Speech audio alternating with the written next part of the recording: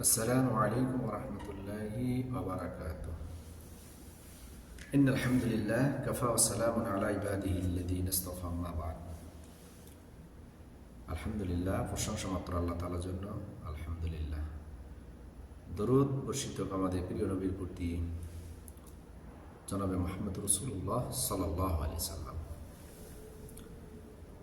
রমজান মাস বরকত, রহমত, মাগফিরাতের মাস। আমি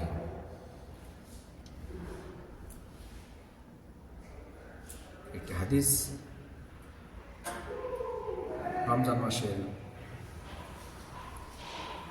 ফজিলত হিসেবে আল্লাহ রাসূল জাবির রাদিয়াল্লাহু তাআলা থেকে বর্ণিত। তিনি বলেন, রাসূল সাল্লাল্লাহু আলাইহি সাল্লাম বলেছেন, আল্লাহ তাআলা প্রতি ইফতারের অর্থাৎ প্রতি রাতে বেশ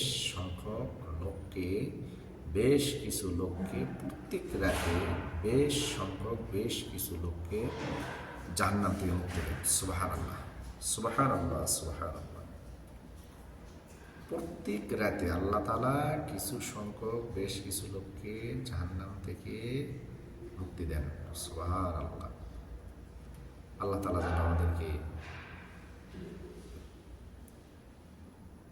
সেই ভাগ্য দান করেন, প্রত্যেক রাতে আল্লাহ যে জাহান্নাম থেকে মুক্তি দেন, আল্লাহ যেন আমাদেরকে মুক্তি পাওয়ার তৌফিক দেন। আল্লাহুম্মা আমিন।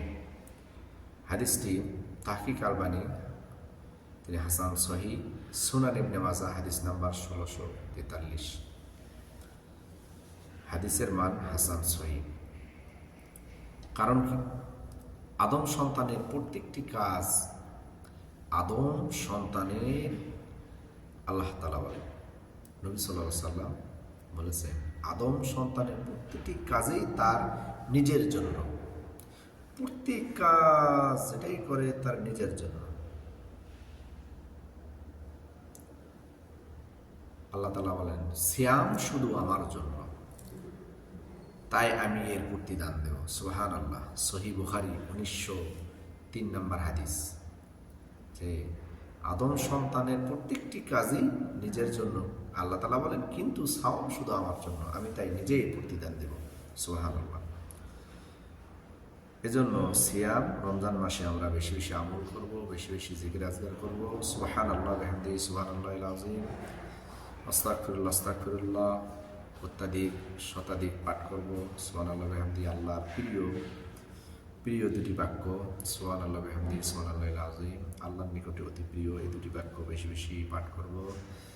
লা ইলাহা ইল্লাল্লাহ আফজালুজ যিকির, লা ইলাহা ইল্লাল্লাহ, লা ইলাহা ইল্লাল্লাহ, এই জিকির আমরা বেশি বেশি রমজান মাসে পাঠ করব। আল্লাহর প্রিয় বান্দা যেন হতে পারি, আল্লাহ আমাদেরকে সকলকে কবুল করেন। আল্লাহুম্মা